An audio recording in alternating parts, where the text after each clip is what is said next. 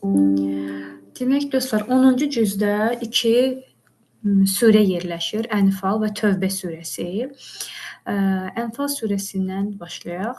Ənfal surəsi qənimətlər deməkdir və surənin məqsədi odur ki, qənimətlərin bölünməsinin qaydalarını, Bədir döyüşünün xatırlanmasını, müsəlmanların itaət və birliyi, iman və sədaqət, düşmənə qarşı olan hazırlıqlar, münafiqlərin və müşriklərin hilələri və onların tanınması kimi mövzuları bizə çatdırmaqdır. Eyni zamanda nəticə olaraq Ənfal surəsini bitirdikdən sonra əl alanda nəticə bu hasil olur ki, iman, fədakarlıq, sədaqət, döyüş əxlaqı haqqında biz müsəlmanlara dərs verir Allah ki, bunları bu şəkildə edin. Bu şəkildə etməsəniz nəticəsi bu olacaq. Yəni hər səhifədə, hər ayədə, hər söz birləşməsində belə açar-açar sözlər var. Onları belə başa düşəndə, həyatımıza tətbiq edəndə həqiqətən də imanın dadını dadmış oluruq və həyatımıza da onu çox gözəl şəkildə tətbiq etmiş oluruq. Qısacası surədə müsəlmanların dünya və axirət uğuru, onların bizlərin prinsiplərə riayət etməli olduğumuz haqqında konkret faktlar və fikirlər vardır. Gəlin indi Ənfal surəsindən maraqlı surələri, ayələri daha doğrusu seçək, müzakirə eləyək. Düşünürəm ki, belə daha maraqlı olur, nəinki surənin hamısını oxumaq. Surə demək başlayır. Surə başlayır ki, Allahdan qorxun və aranızdakı münasibətləri düzəldin. Elə birinci ayə özü belə maraqlıdır. Və deyir, əgər möminsinizsə, Allah və onun rəsuluna itaət edin. Baxın, birinci ayənin özünü ələ alanda bir neçə mövzuya toxunur. Deyir ki, baxın, Allahdan qorxun, qorxu haqqında gəlir. Sonra deyir, aranızdakı münasibətləri düzəldin. Və sonra, əgər möminsinizsə, Allaha və onun rəsuluna itaət edin. Demək, ayənin kontekstindən bunu çıxardırıq ki, Allahdan qorxu bizə həm aramızdakı münasibətləri düzəltməyə səbəb olmalıdır və eyni zamanda Allah və onun rəsuluna itaət etməyə səbəb olmalıdır. Yəni, bir insan mən Allahdan qorxuramı iddia edirsə, bunlara əməl eləməlidir. Yəni, münasibətləri düzəldəcək, müsəlmanlarla, ailə fərdlərlə olan münasibətləri düzəldəcək, Peyğəmbərə və onun şəriətinə əməl eləyəcək. Bu, kimin sifətidir? Bu, möminin sifətlərindən biridir eyni zamanda. Və ikinci ayədə də yenə də möminlərin sifətlərini gətirir. Deyir ki, möminlər o şəxslərdirlər ki, onlar deyir, Allah anıldığı zaman qəlbləri qorxuya düşər. Onun ayələri onlara oxunduqda onların imanları artar və yalnız Rəblərinə təvəkkül eləyərlər. Birinci ayədə gətirdi ki, demək, qorxun, münasibətlərinizi düzəldin və ikinci ayədədir, ümumiyyətlə müminin sifətini açıqlayır ki, onlar deyir, o kəslərdir ki, Allah haqqında nəsə eşidəndə və yaxud Allahın sifətlərini dinlədikdə, Allahı tanıdıqda, onların deyir, qəlbi titrəyər qorxudan və deyir, nə olar? İmanları artar, Allaha təvəkkül eləyər. Əgər günün müsəlmanı Allah haqqında hər hansı fikir, onun əmri haqqında ayə eşidəndə, onun içi bir qorxuya düşmürsə, imanı artmırsa, təvəkkülü artmırsa, bu zaman mən müsəlman qadın öz imanımı sorğulamalıyam ki, demək ki, mənim imanımda nəsə yerində deyil ki, mən Quranda adı çəkilən möminlərin sifətlərinə uyğun nəsə hiss eləmirəm. Yəni, Ənfal surəsinin bu iki surəsinə baxaraq bunu düşünmək olar, dostlar. Sonra 15-ci surəsində deyir ki, kafirlərlə döyüş meydanında qarşılaşsanız, arxanızı onlara çevirməyin. Yenə də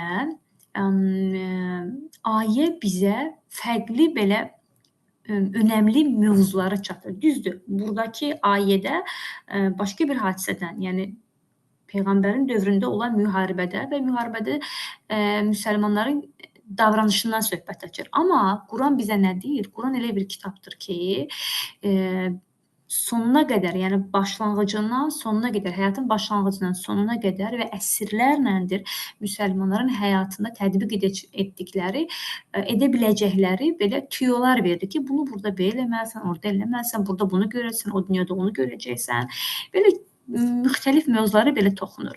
Burada da baxanda döyüş əxlaqından söhbət gedir. Yəni bir müsəlmanın, bir möminin döyüş zamanı göstərə biləcəyi performansı toxunur əslində. Deyir ki, kafirlərlə döyüş meydanında qarşılaşsanız, nə etməlisiniz? Arxanızı onlara çevirməyin. Bu, mən qadına, mən müsəlman anaya bir xatırlatma olur həm də ki, mən elə bir övlad böyütməliyəm ki, müharibə olsa, biz kafirlərlə, məsələn, Ermənistanla bizim aramızda olan müharibədə nə oldu?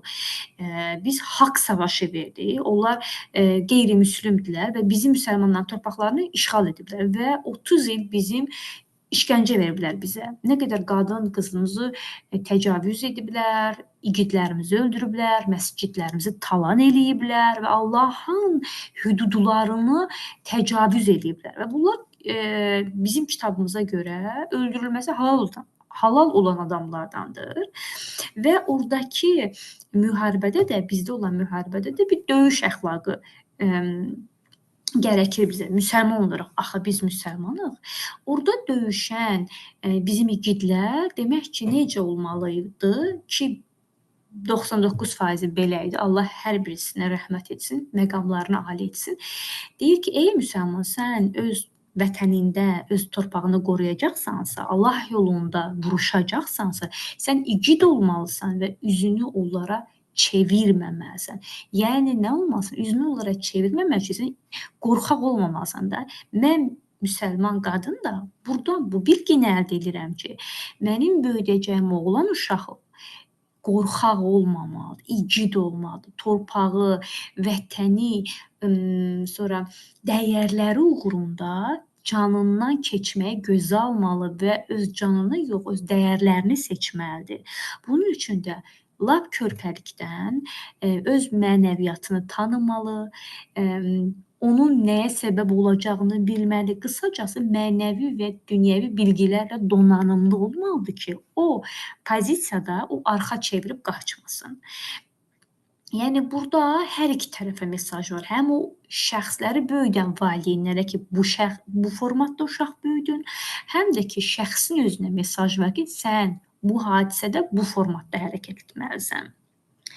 Daha sonra 20-ci ayədə deyir ki, ey iman gətirənlər, Allah və onun rəsuluna itaət edin, eşitdiyiniz halda ondan üz döndərməyin. Mən bugünün müsəlmanı indi Quranı açanda, vərəqləyəndə ayələrin mənə nə demək istədiyinə baxıram. Və görürəm ki, bu ayə mənə deyir ki, Allah və onun rəsuluna itaət edin. Demək ki, Allah rəsulu indi yoxdur, amma Qurana baxanda onun davranışları var, onun əməlləri var ki, eyni zamanda Quranın başqa surəsində deyir ki, Peyğəmbərdə sizin üçün örnəklər vardır və mən Peyğəmbərin bəzi davranışlarını Quranın fərqli ayələrində görə bilirəm. Demək ki, nə deyir? Mən Qurandan Peyğəmbərə itaət edə bilərəm. Onun addımı ilə gedə bilərəm. Və eyni zamanda Qurana baxanda Allahın bizə verəcəyi, bizdən istəyəcəyi fikirləri oxuya bilərəm və onları dinlədib, eşitdikdən, oxuduqdan sonra mənim etməli olduğum ikinci məqam nədir? Tabe olmaq. Tabe olmaq, üz döndərməmək. Bir müsəlman olaraq mənim vəzifələrimdən də biri ayələri oxuyub, gördükdə, eşitdikdə nə olmaq? Tabe olmalıyam deməkdir. Sonra 22-də isə deyir, şübhəsiz ki, Allah yanında canlıların ən pisi haqqı anlamayan karlar və lallardır. Dostlar, görün nə gözəl belə açıqlayır bir-birini ayələr. 20-də deyir ki, eşitdiyiniz halda üz döndərməyin. Məsələn, biz eşidirik. Tutalım, biri bizə Qurandan danışır, dinləyirik podkastlar və yaxud da kitab oxuyuruq. Eşitdik, deyilmi? Dinlədik, gördük. Və sonra deyir ki, bu canlıların ən pisi bilirsiniz kimdir? Anlamayan karlar və lallar. Kar nədir? Kar eşitmirsən. başa düşdük ki, aha, demək, sən bir surəni, bir hikməti eşidib onu özü eşitməməzliyə vursansa, sən pis birisən Allah nəzdində, Quranın nəzdində. Və eyni zamanda lal. Lal kimdir? Həmin o hikməti və yaxud da ki, doğruları danışmayanlar. Danışmayanlar öz ailə fərdlərinə və yaxud da ki, digər insanlara. Demək, bu ayələrin kontekstindən əldə etdiyimiz məna, hikmət nədir? Eşidib oxuyacaqsan və eyni zamanda onu nə edəcəksən? Tətbiq edib yaşayacaqsan. Sonra 24-də isə yenə də bu ayələri belə fərqli formatda açıqlayan bir ayə gəlir. Deyir ki, bilin ki, Allah insanla onun qəlbi arasındadır. Yəni, dostlar, biz bu ayələri oxuyub, nə qədər ona inanırıq, nə qədər onu tətbiq etmək istəyirik, nə qədər onu yaşamaq istəyirik və onu necə, hansı sevgi ilə, şəfqlə, hansı hisslərlə yaşayırıqsa, onun həqiqi formasını Allah zaten bilir. Niyə? Deyir, sənin, mən qəlbinin arasındayam. Nəyin? İnsan onun, Allah insanla onun qəlbi arasındadır. Mən üzdə başqa görsənə bilərəm, dildə başqa söz danışa bilərəm, amma həqiqəti mənim içimdədir və o həqiqəti də Allah bilir. Yəni Allah 24-də bildirir ki, yuxarıda sadalayır, bunu elə. 24-də də bir növ açıqlayır ki, onu doğru eləməsən və yaxud da ki, münafiq kimi əməl etsən və yaxud da daha gözəl əməl etsən, onsuz da mən biləcəm onu. Yəni, bu bizə bir uyarıdır ki, edəcəyinizi səmimi edin, edəcəyinizi Qurana işığında əməl edin. Daha sonra 25-də gəlir ki, elə bir bəladan qorxun ki, o sizlərdən təkcə zalım olanlara üz verməyəcək, yəni hamınızı bürüyə bilər. Bilin ki, Allah şiddətli cəza verəndir. Yəni, bu ayə biraz insanı belə ürküdən, qəlbinə belə xüsusi qorxu salan bir ayədir. Ayə baxanda, ayə elə bir insana deyir ki, sən yəni ətəyi yığıb bir yerdə oturub evində çəkilə bilməzsən.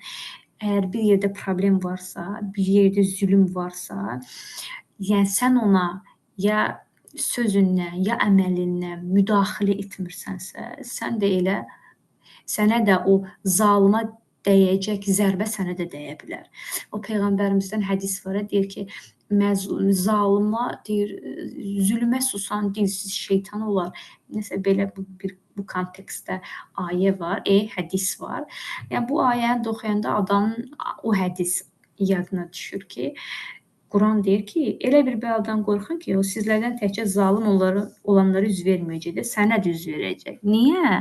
Yəni, sən zalımın hərəkətinə, zülmünə bir formada yəni bacaracağın bir şəkildə mane olmursansa, o zalıma necə bəla toxunarsa, sənə də toxuna bilər. Ey müsəlmandır, ehtiyatlı ol biraz. Quran sanki burada bizi biraz qorxudur. Ümumiyyətlə, Quranın məqsədi qorxutmaqdır. Necə qorxutmaq? Yəni, hər zaman deyirəm, Quran yolculuğuna çıxanda sanki bir yola çıxırsan və o yol boyu xüsusi işarələr var. Necə ki, biz yola çıxanda, nə bilim, deyir ki, 20 metrdən sonra məktəb var, 50 metrdən sonra filan şey var, sürətini azalt, sürətini çoxalt. Yəni, o yol bizi təhlükəsiz mənzil başına çatmamız üçün xüsusi işarələrlə bizi qoruyur. Qurana da səyahətə çıxanda görürük ki, surələrdə, müxtəlif ayələrdə müxtəlif işarələr var. Bizi qoruyur ki, bax, bunu burada elə, bunu burada belə eləmə. Baxın, belə.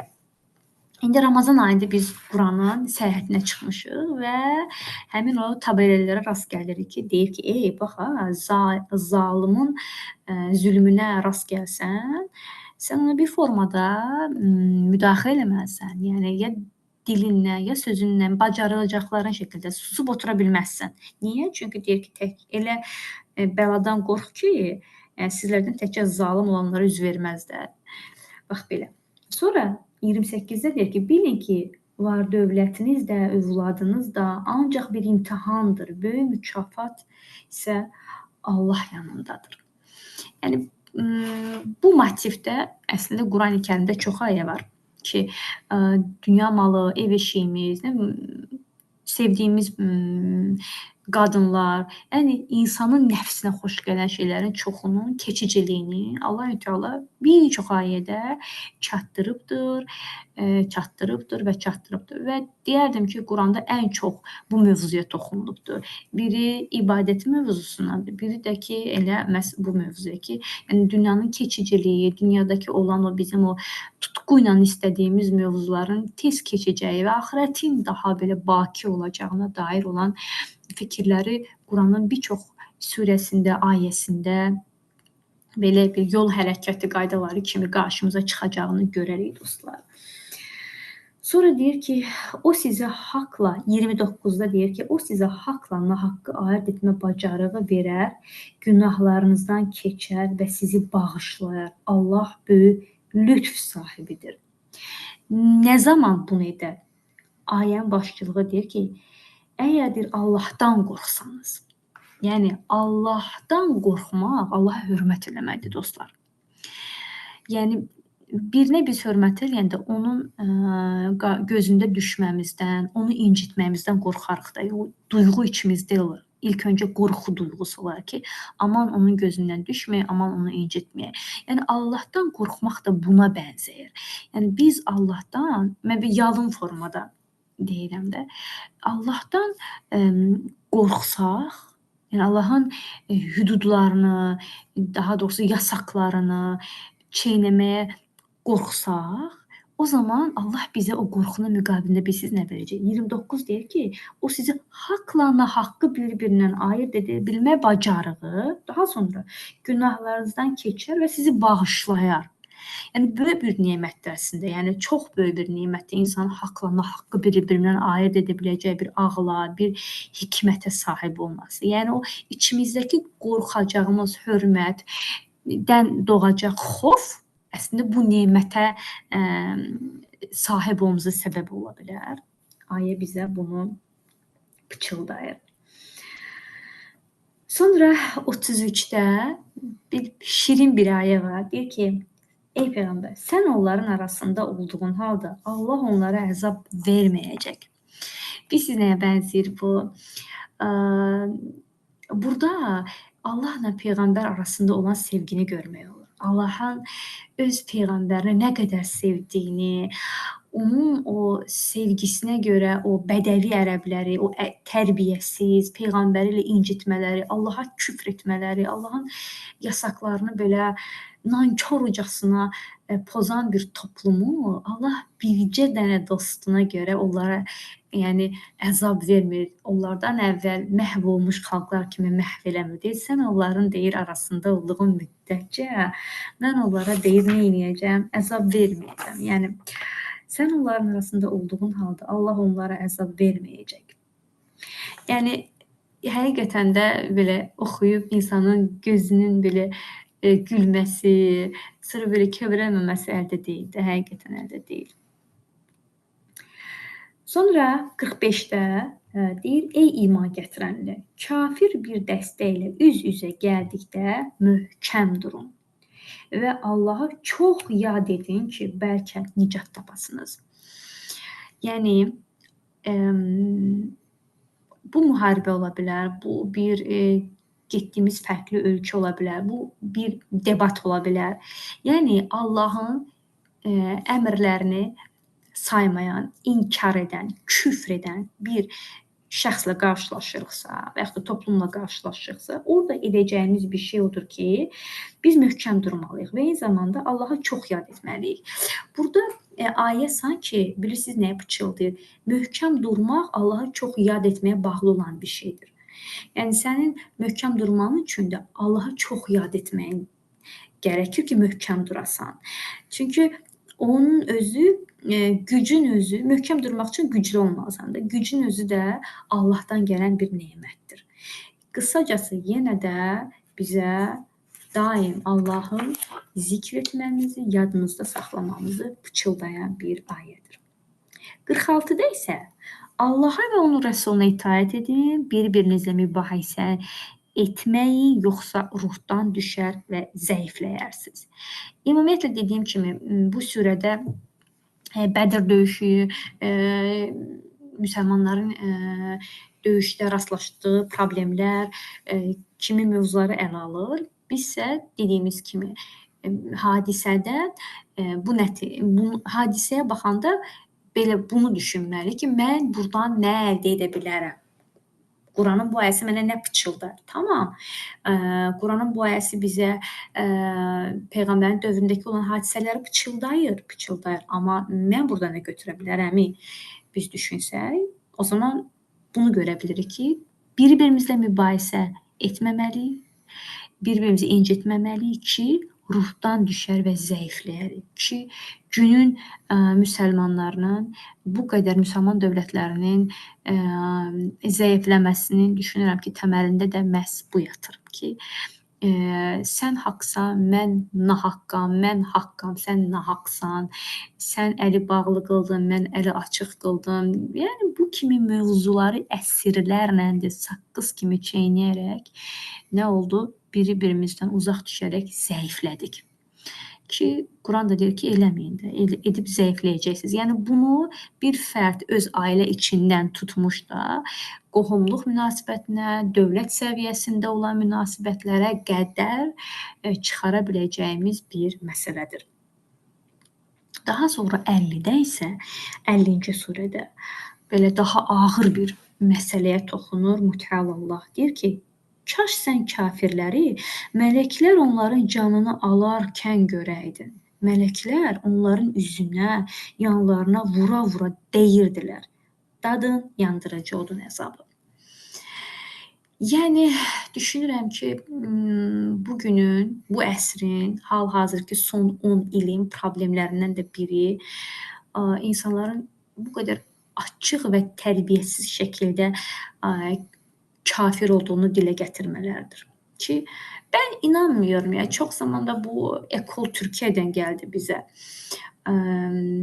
Mən inanmıyorum deyir, və yaxud da mən inanmıram Allaha. Elə də qəşəng sakit və yaxud da belə rahat, təbəssüm edə-edə deyirlər ki, elə bil ki, çox böyük bir mataq bir iş görüblər. Və bunun kökündə düşünürəm ki, bir çoxumuzun həmin o sözün nə ilə nəticələnəcəyini bilməməyimizdir. Və yaxud da çox belə yüngül yanaşmağımızdır. Ayə bizə deyir ki, kaş deyir, sən görəydin onların canını necə alacağıq. Mələklər onların üzünə, yanlarına vura-vura deyir. Da nə ilə vuracaqlar da onu biz öləndə bilərik. Allah uzaq eləsin ki, onu görənlərdən olaq.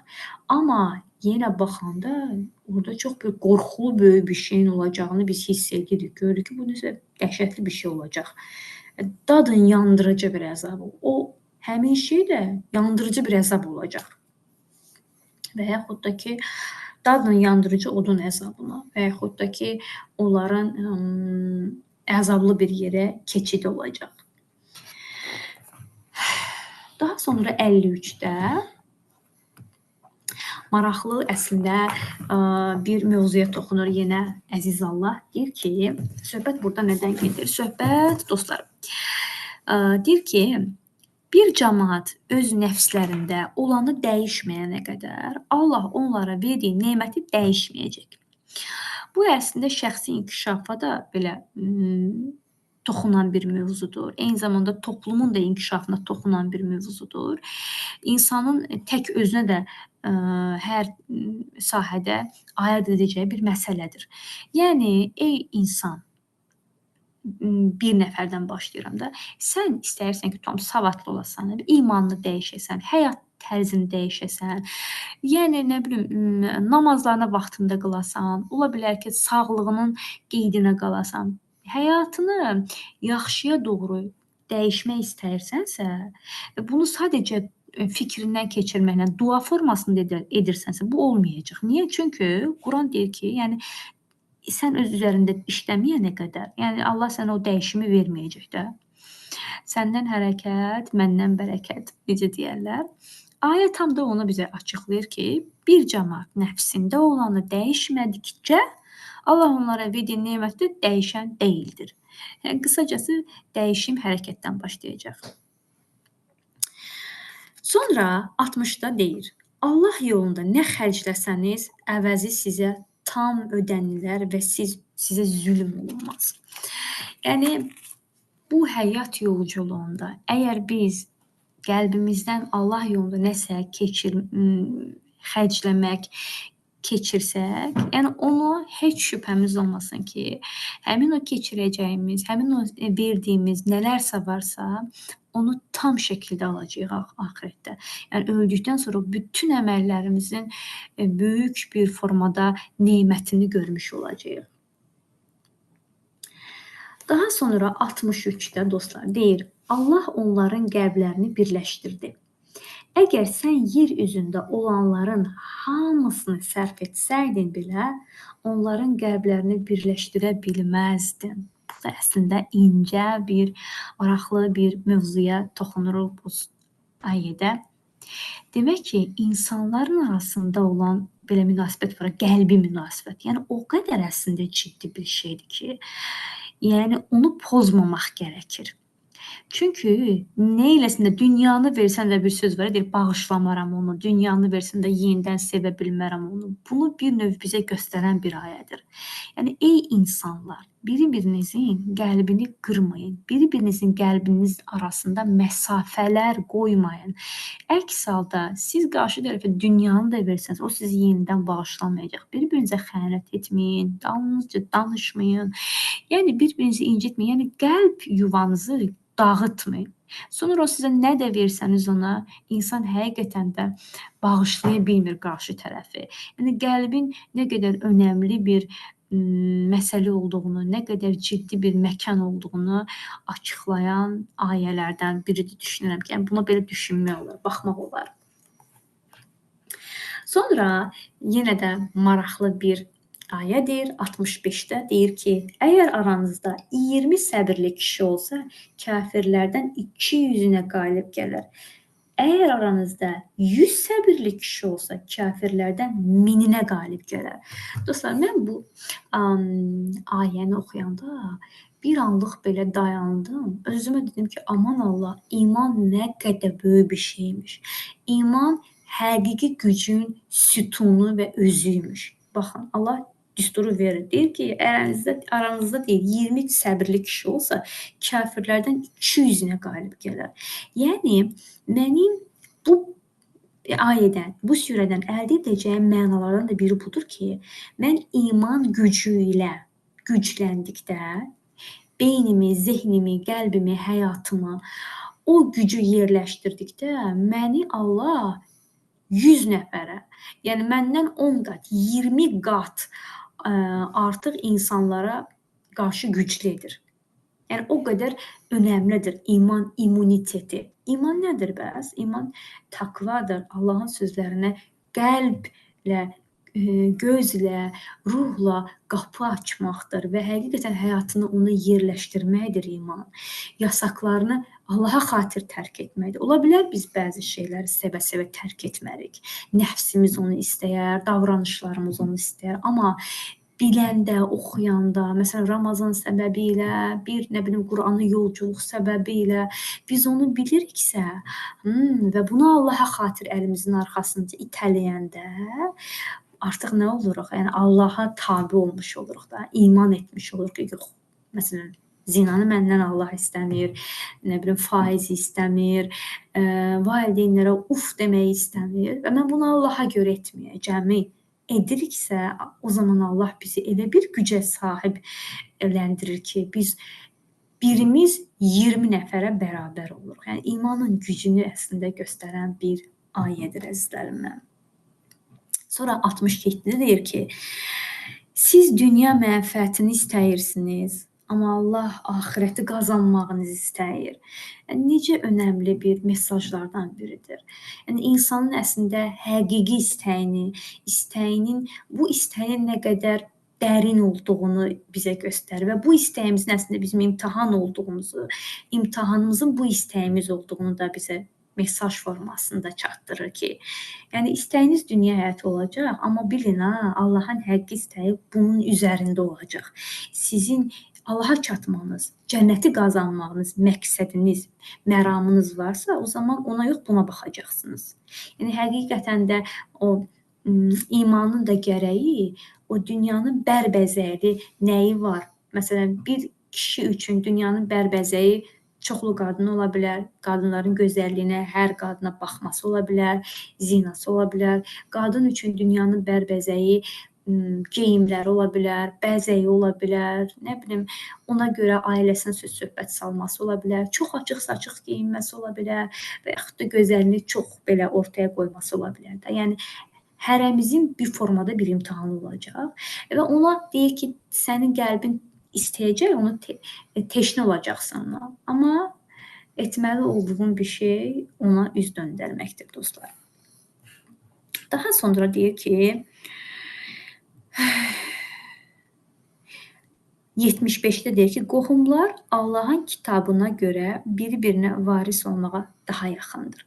Ümumiyyətlə, Quranı seyr edəndə gördüyümüz önəmli məsələlərdən də biri budur ki, Allah-u Teala qohum, qonşu, ibadi mövzuları bir-birinə yaxın təyin edibdir. Yəni, bəzi əməllərin qəbul olmamasının səbəb məhz qohumluq haqlarına riayət etməməmiz olacaq. Və Quranı baxanda qohumluq haqqının önəmini görürük. Və burada da yenə də həmin önəmə belə işarə edir. Deyir ki, onlar, yəni o qohumlar, yəni varis olmağa daha yaxındır. Əgər bizdən sonra varisimiz yoxdursa, qohumlarımız bizim varımıza, dövlətimizə varis olmaq üçün ən önəmli şəxslərdir. Nəinki tanımadığımız adamlar. Yəni bu qədər önəmli adamlardılar qohumlar. Qısacası Ənfal surəsinin məğzi buydu. Çalışdım ki, surədə daha belə praktik, daha belə diqqətimizi çəkən ayələri seçim və düşünürəm ki də diqqətinizi çəkə bildik. Daha sonra 10-cu cüzdə olan növbəti ayə Tövbə surəsidir, dostlar. Tövbə surəsi Quranın yeganə surəsidir ki, Bismillahsız başlayır bu surə. Digər surələrin hamısı isə Bismillahla başlayır. Burada da yenə də insanların səmimi şəkildə tövbə etməsi, münafiqlər, insanların mənəvi keyfiyyətləri, Allahın buna baxışı, kimi mövzuları ələ alır Tövbə surəsi və Tövbə 10-da belə bir ayə var. Deyir ki, onlar möminlərlə münasibətdə nə də qohumluq əlaqəsi, nə də əhdə riayət etmirlər. Onlar həddi aşanlardır. Aya baxanda görürük ki, ayənin sonu deyir ki, onlar həddi aşanlardır. Demək ki, həddi aşan əməlləri sıralayır ki, möminlərlə münasibətdə nə də qohumluq əlaqəsi, nə də əhdə riayət etmirlər. Yəni, bir müsəlman, günün müsəlmanı digər müsəlman bacı qardaşları ilə olan münasibətin keyfiyyətinə diqqət yetirəcək. Qohumluq əlaqəsinə diqqət yetirəcək, keyfiyyətinə diqqət yetirəcək. O bunu aramır deyə o da o qohumlarını aramamağa davam etməyəcək. Həmin o qohumluq, həmin o müsəlman bacı qardaşları ilə olan münasibətin keyfiyyətini məhz Allaha xatırlayacaq. O ona nə qədər qarşılıq verib verməsindən asılı olmayaraq bu işi Allaha xatir edəcək. Və deyir, bu həddi aşmamaqdır. Amma bunun əksi Quran Tövbə surəsi 10-cu ayəsi bizə deyir ki, bu həddi aşmaqdır. Həddi aşmaqsa nə ilə nəticələnəcəyi bir çox ayə bizə pıçıldayır. Sonra 13-də deyir ki, əgər möminsinizsə daha çox Allahdan qorxmalısınız, maraqlıdır. Yəni, möminliyin sifətlərindən də biri daha çox qorxudur. Məsələn, Quranın digər ayələrinə baxanda, surələrinə baxanda, orada namazlara xüsusi yanaşmamızı, əhdə, vəfa olmamızı, valideynlərlə olan münasibətimizi, digər müsəlmanlara verəcəyimiz xeyri möminliyin keyfiyyəti kimi gətirir. Və eyni zamanda 13-də, Tövbə 13-də görürük ki, Bir dənə də demək sifəti hansıdır? Möminin hansı sifəti var? Daha çox qorxmaq. Yəni Allahdan qorxu bizim imanımızın, möminlik kimliyimizin peçatıdır. Yəni sən, mən Allahdan qorxmuruqsa, bizim möminliyimizi orada sorğulamalıyıq. Əgər biz əlbəttə Allaha dost olmaq istəyiriksə, və ya imanımızı daha ixlaslı şəkildə yaşamaq istəyiriksə. Sonra demək 20-də deyir ki, Allah yolunda öz malı və canı ilə cihad edənlərin Allah yanında ən yüksək dərəcələri vardır.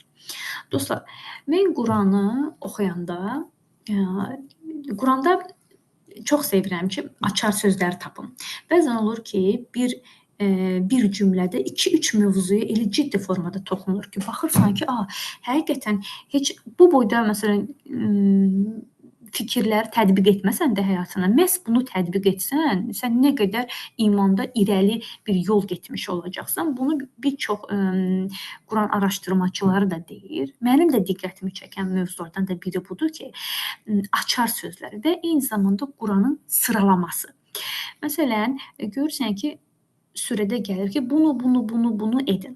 Baxırsan ki, o birinci gətirdiyi fikir nədirsə, həmin şey məhz insan həyatında ən önəmli olan bir şeydir. Görürsən ki, onu etsə, uğurun birinci açarıdır və yaxud da insan həqiqi ehtiyacıdır. Məsələn, mən buna çox diqqət yetirirəm. Qurandakı sıralama həmişə mənim diqqətimi çəkən bir şeydir. Burada da, baxın, deyir ki, Allah yolunda öz malı və canı ilə cihad edən. Mal sözünü birinci gətirir. Yəni, mal nədir? Var dövlətdə. Cihad deyil. Yəni, cihadın həm bədən versiyası var, insanın öz canını şəhid etməsi, torpağını qoruması, canına keçməsi. Həm də pul versiyası var ki, bunu birinci gətirir. Niyə? Yəni, insan pulunu canını qədər sevir. Yəni, ona əziz olan, onun belə ən çox belə qorumağa çalışdığı, çoxaltmağa çalışdığı, canını o yolda belə fəda etdiyi önəmli məsələlərdən biri puldur. Yəni, cihad da həm də nədir? Allahın yolunda böyük bir əməldir və qarşılığında da böyük bir mükafat alacağımız bir işdir. Və deyir ki, bu elə bir işdir ki, birinci elə sən öz pulundan keçməlisən. Ola bilər ki, gündəlik müsəlmanların hamısı gedib cihad edə bilməz ki, amma biri torpaqda öz, nə bilim, gülləsi ilə cihad edirsə, sən sadə müsəlman ofisində, evində öz paranla cihad edəcəksən. Məsələn, sənin qarderobunda 20 dəst paltar olmayacaq və sən onu 5 dəstə yendirəcəksən. 15 dəstin də sədəqə formasında öz qohum, əqraba, dostuna və yaxud da müharibə zonasında olan müsəlmanlara yemək formasında, dəstək formasında çatdıracaqsan və bu da sənin cihadın olacaq, deyir müsəlman. Yəni, Quran dəsti xəttinə baxanda bunu görürəm. Daha sonra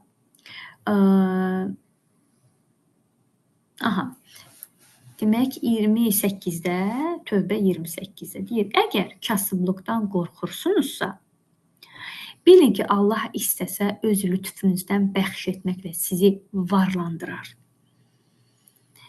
Yəni, burada belə bu ayəni belə saf çürküdəndə, belə incələyəndə görürük ki, bizə demək istəyir ki, varı da verən, kasıblığı da verən Allahdır. Əgər sən bundan qorxursansa, nə et? Öz lütfündən Allah istəsə, yəni istə Allahdan və onu da verəcək məhz Allahdır. İndi onu necə istəməliyik? Nələrə diqqət etməliyik? Fərqli ayələrə baxmaq olar, dostlar. Sonra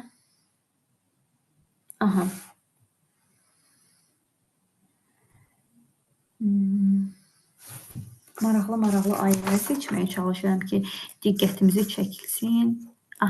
Demək, 38-də deyir ki, halbuki dünya həyatının keçici zövqü axirətlə müqayisədə çox dəyərsiz bir şeydir. Ki, bu ayənin kontekstinə uyğun bir çox hədislər də bilirik. Yəni bir çox hədisləri artıq dildən dilə eşitdiyimizə görə bir çox müsəlman bacım qardaşım əzbər bilir. Görürük ki, bəzilərdə tam elə ayələri oxuyanda görürsən ki, eynən bu şəkildə hədis var. Bəzən də biz ayələri hədis kimi bilirik. Bu da onlardan biridir düşünürəm ki, deyir ki, dünya həyatının keçici zövqü axirətlə müqayisədə çox dəyərsiz bir şeydir. Yəni bizə ayə deyir ki, əslində sənin o zövq bildiyin nəsə varsa, nə bilim, yemək olar, geyinmək olar, cinsəllik olar, toy olar. Yəni sənə zövq verən nəsə nədirsə, axirətə baxanda o çox dəyərsiz bir şeydir. Əslində dəyərsiz bir şeydir. Yəni o zövqə görə sən həyatını çətinliyə salırsansa, imanını xərcləyirsənsə, ailəndə problem yaradırsansa, özünü hörmətdən salırsansa, ey müsəlman, yəni bil də o çox dəyərsiz bir şeydir. Yəni sən əslində çox dəyərli bir şey itirəcəksən onun nəticəsində. Yəni ayə bizə bunu pıçıldayır dostlar.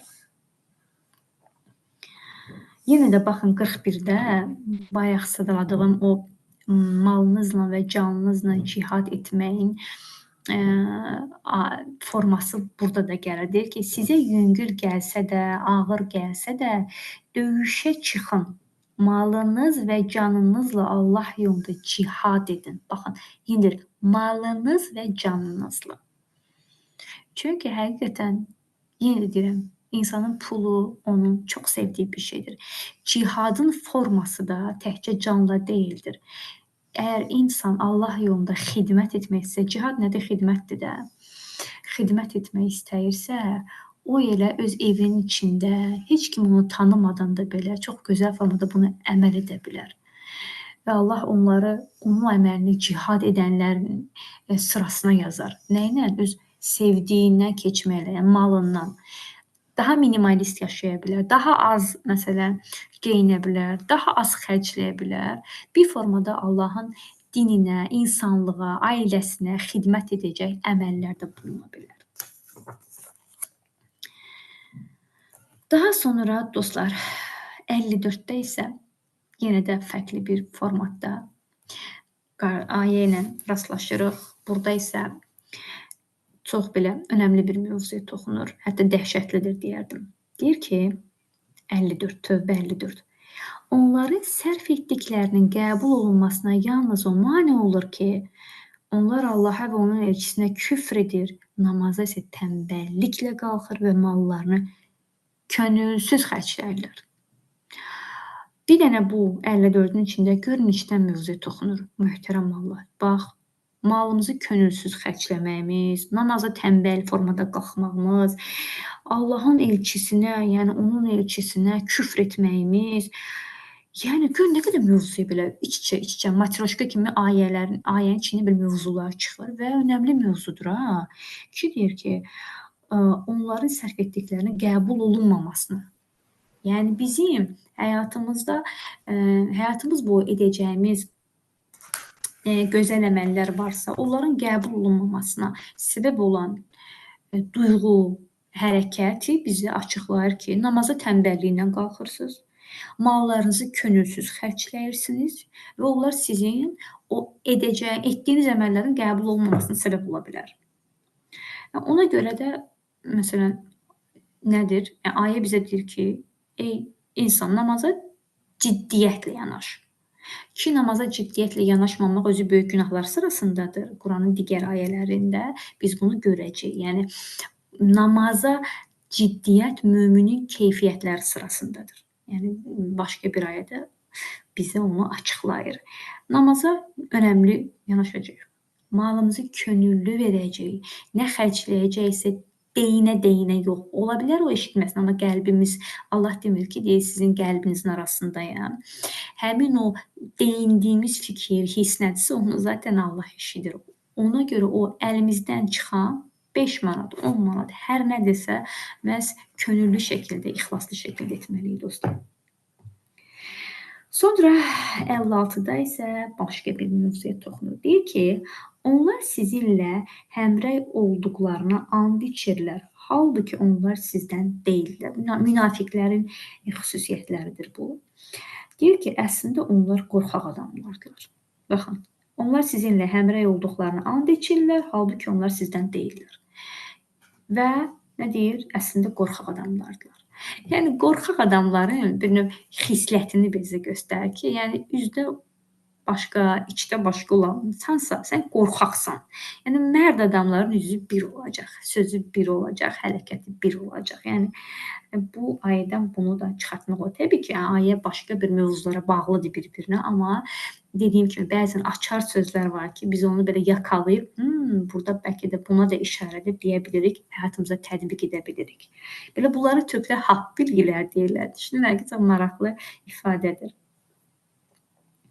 Daha sonra 60-da zəkatlar Allah tərəfindən bir fərz olaraq yoxsullara, kasıblara, onu yığıb paylayanlara, qəlbləri İslam dininə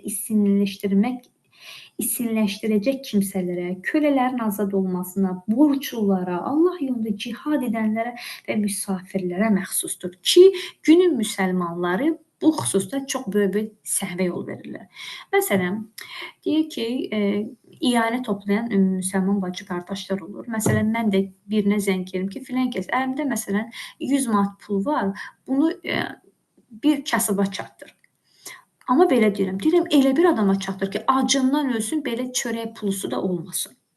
Məsələn, o bacım da mənə deyir ki, bax, tutaq ki, başqa bir bacının işıq pulu, qaz pulu borcu var və yaxud da, nə bilim, əyni başı biraz nimdaşdır. Gəl ona yönləndir. Mən dedim, yox, elə şey yoxdur. Mən istəyirəm ki, mənim pulum çörəyi belə gücünə tapan adama verəsən. Və əksərən illərlə iyanə içində olan bir insan kimi deyirəm, mən bunu müşahidə eləmişəm. Allah əslində bizə sədəqənin, o belə zəkatın çıxartılma mədəniyyətini öyrədir bu ayə ilə 60-da. Deyir ki, yəni sən təkcə acından ölənə verməyəcəksən pulu. Eyni zamanda ola bilər ki, sən pulu çıxartmaq istədiyin an sənin qarşına məsələn kim ola bilər? Hətta İslam dininə isinləşdiriləcək kimsələr ola bilər. Onlara bir hədiyyə verə bilərsən və yaxud da kasıblara, yoxsullara, sonra borçlulara, Allah yolunda cihad edənlərə və müsafirlərə. Yəni görün nə qədər belə bəndlər sıralayır ki, bunlara pulları xərcləyə bilərsən. Yəni zəkat vermək istəyirsən, zəkatı gətir bunlara ver. Belə. Amma həqiqətən də buna çox azımız diqqət edirik və elə bir sanki düşünürük ki, biz o pulumuzu gedib belə acından, nə bilim, ancaq makaron yeyən birinə versək, bizim o pulumuz daha Allah qatında məqbul hesab olunur. Sanki daha böyük bir iş görmüş olacaq. Yəni elə düşünür bir çox müsəlman. Amma ayəyə baxanda bunun əksini görürük. Yəni ayə deyir ki, bunlar gör neçə dənə bənd verir sənə və sən də bunları verə bilərsən də. Hamısına da verəcəyin pul, xərcləyəcəyin sədəqən savabı da eynidir. Daha sonra 66-da yenə bir mövzuya toxunur. O da düşünürəm ki, çox belə dəhşətli bir mövzudur. Söhbət demək, deyir ki, üzrxahlıq etməyin. İman gətirdikdən sonra artıq kafir oldunuz. Sizlərdən bir qismini bağışlasaq da, digərinə günahkar olduqlarına görə əzab verərik. Niyə? Çünki bundan qabaqki ayələrdə münafiqlərin və yaxud da bəzi insanların istehza ilə Peyğəmbərə və yaxud da möminlərlə danışdıqlarını görürük. Və maraqlısı bilirsiniz nədir? 66-da deyir ki, siz iman gətirdikdən sonra kafir oldunuz. Yəni ayə bizə deyir ki, ola bilər ki, siz bu günləri müsəlman toplumunda yaşayırsınız və yaxud da iman gətirmisiniz, amma elə bir əməl, elə bir duyğu, elə bir hərəkət edərsinizsə, siz dindən çıxa bilərsiniz. Ola bilər ki, dilinizdə şəhadət gətirməyəsiniz ki, mən daha Allahı qəbul etmirəm, mən İslam dinindən çıxıram, amma bir istehzanız, bir belə dilinizlə siz dindən çıxarsınız. O yüzden həqiqətən də o dilin təhlükələri, dilin o insanı çox rahat şəkildə imandan çıxardacaq hilələrini bilmək, düşünürəm ki, çox önəmli bir şeydir və bu xüsusda İmam Qəzzalinin bir kitabını fikrinizə çatdırmaq istəyirəm ki, İhya adında İmam Qəzzali bilirsiniz, İslamın böyük düha alimlərindən biri olubdur. Onun İhya əsərində dilin afətləri bölümü var. Həqiqətən, məsələn, mən o Rəcəb ayında biz o mövzunu işləyəndə bir daha əmin oldum ki, dilimizin necə böyük bir gücü var imiş və bizi, yəni belə bilmədən, hiss eləmədən, belə uyuşdurulmuş şəkildə belə necə ki bir insan uyuşmuş şəkildə etdiyini bilməz. Dilimiz də elə bizi uyuşdura bilir. Bir söhbətdə, bir istəkdə belə görərik ki, elə bir səhvlərə yol verdik. Ona görə onun belə hilələrini, onun gizləndiyi belə yerləri tapmaq lazımdır. Yəni bilmək lazımdır. O da səbir, bilgi, elm, helm istəyən bir şeydir. Daha sonra dostlar, daha sonra 78-də bizə ayə deyir. Allah onların sirlərindən də, xəlvəti danışdıqlarından da agahdır və Allah qeybləri biləndir. Sual verir burada, maraqlı. Məgər sual verir ayənin önündəki, məgər anlamırlar? Yəni ey insan, siz başa düşmürsünüz ki, sənin qəlbində, mənim qəlbimdə demədiyimi, dilimlə demədim, amma qəlbimdən saxladığımı, gizli nədirsə, xəlvəti danışıqlar, agah olmayan hisslər, fikirlər nədirsə, onu Allah bilir. Öncəki ayədə nə deyir? Deyir ki, Allah deyir, insanın qəlbi arasındadır, deyir. Yəni, içimizdəki niyyətləri, fikirləri, başqalarının haqqında olan sözləri, danışmadığımız sözlərimizi də belə, ey müsəlman deyir, sən səlqəyə sal.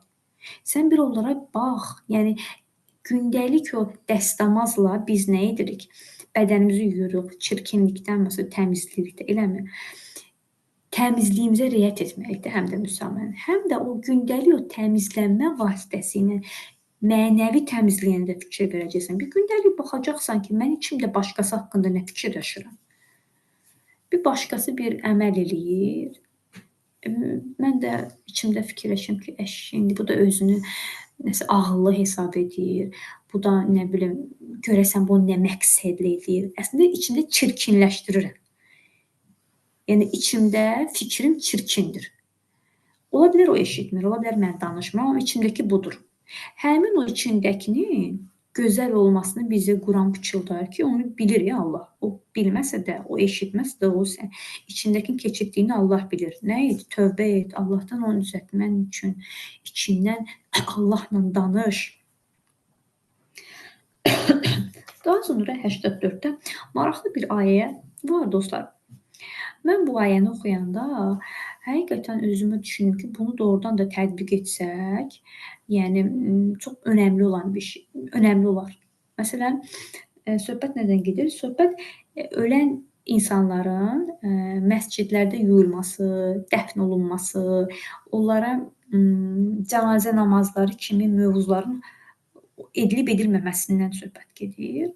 Məsələn, deyir ki, heç vaxt onlardan ölmüş bir kəsin cənazə namazını qılma, qəbrinin başına da durma, çünki onlar Allaha və onun elçisini inkar etdilər və günahkar olaraq öldülər. Məsələn, bu günlərin ömrünü görürsən ki, ateizmə, Allahın ayələrini küfrlə keçirən insanlar olur ki, ölürlər və onlara da belə dəbdəbəli bir yas mərasimi keçirir ailə fərdləri. Nə bilim, Quran oxuyurlar, cənazə namazı qılırlar. Yəni, düşünürəm ki, bunu eləmək olmaz. Bəlkə də indi qəribə səslənəcək fikrim, amma 84-də baxanda, Tövbə 84-də baxanda bunu bizə açıq pıçıldayır, açıq deyir ki, yəni deyir, onlar Allahın Rəsuluna, onun elçisinə inkar etdilər. Günün insanları da var, axı belə, en qədər insanları var. Bir zəhmət həqiqətən düşünürəm ki, dini qurumlar buna fikir verməlidir ki, əgər bir adam açıq şəkildə Allahın dininə dil uzadıbsa, kafir olaraq həyatını yaşayıbsa və bundan zövq alsa və bundan rahat deyibsə ki, mən qəbul eləmirəm İslamı, mən qəbul eləmirəm Allahı. Birdən ölüm gəlir, nə bilim, avariyaya düşdü, xəstələndi, oldu, digər bəla nəticəsində getdi. Əgər elə bir insanın o işini hamı bilib, açıq-aşkar şəkildə edibsə, nəyə görə ona cənazə namazı qılınsın, nəyə görə ona Quran oxunsun? Onsuz da gedəcəyi yer bəllidir, Qurana əsasən. Elə nə cür bastırırlar, getsinlər bastırsın, amma tək ki İslamın qanunlarına görə olmasın. Çünki onlar İslamın qanunlarına dil uzadıblar, kifayət qədər. Yenə 88-də malları və canları ilə cihad edirlər, deyir. Allah deyir ki, Allahın elçisi və onunla birgə iman gətirənlər, baxın, malları və canları. Candan öncə mal sözünü gətirir. Malları və canları ilə cihad etdilər. Yenə də çətinlik hardadır? Baxırıq ki, malımızdadır. Pulumuzu xərcləməmizdədir.